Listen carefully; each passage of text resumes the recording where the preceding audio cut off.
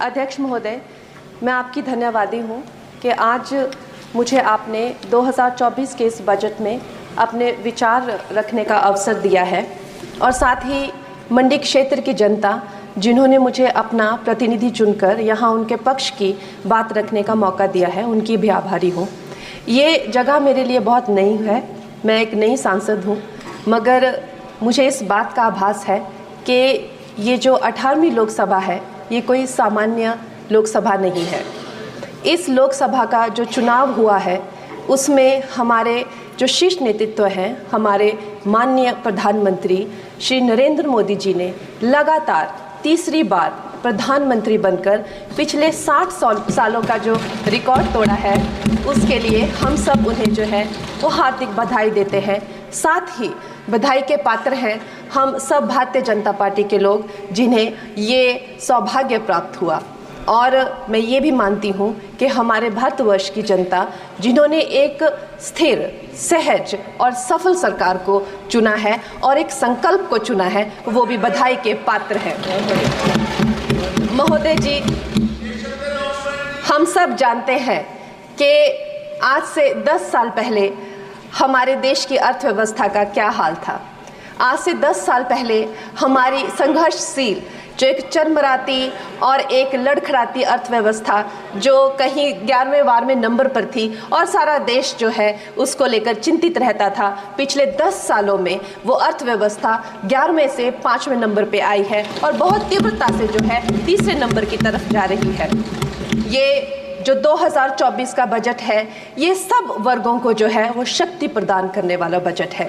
इस बजट से जो है वो हमारी अर्थव्यवस्था को भी तीव्रता मिलेगी महोदय जी।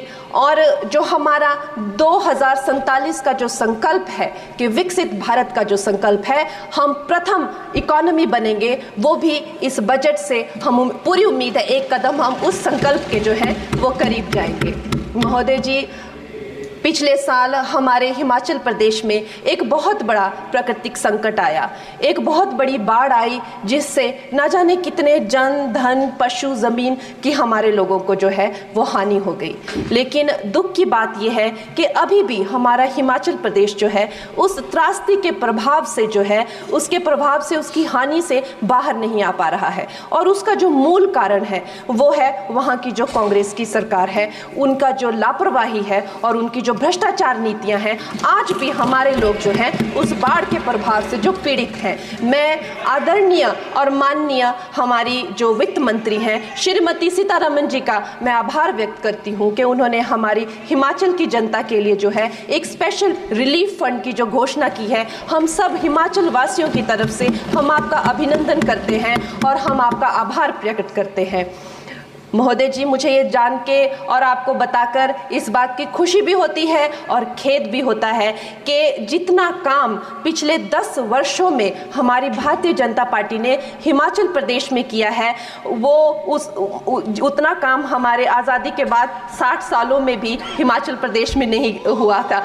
आप सब हिमाचल जाते रहे होंगे। Varsha, it is her maiden speech.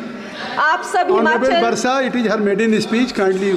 आप सब हिमाचल जाते रहे होंगे और आप सब ने देखा होगा कि वहाँ पर जो है आज से आज़ादी के 60 साल तक सिर्फ कुछ रोड्स बने थे और वो भी हमारे माननीय जो पूर्व प्रधानमंत्री अटल बिहारी जी रहे हैं, उन्होंने अपने कार्यकाल में जो है वो ग्रामीण प्रधानमंत्री सड़क योजना के अंतर्गत वो रोड बनाए थे। लेकिन पिछले 10 वर्षों में प्रधानमंत्री नरेंद्र मोदी जी की सरकार ने हमारे क्षेत्र को जो है एम्स, IIIT, IIM जैसे वैश्विक स्तर के जो है वो संस्थान दिए हैं और वंदे भारत जैसी ट्रेन को हमारे हिमाचल में पहुंचाया है। हमारे हिमाचल जैसे छोटे से राज्यों को 3,500 करोड़ की लागत का मनाली कीर्तपुर जो है वो हाईवे दिया हुआ है, जिसमें माननीय महोदय जी 5 से ज़्यादा टनल हैं और 37 से ज़्यादा उसमें ब्रिजेस हैं। ऐसे वैश्विक स्तर की जो है हमें इंफ्रास्ट्रक्चर वहाँ पे मिली है और साथ साथ ही पूरे देश के लिए जो एक बहुत ही अद्भुत इंफ्रास्ट्रक्चर मार्बल है, जैसे कि हमारी अटल टनल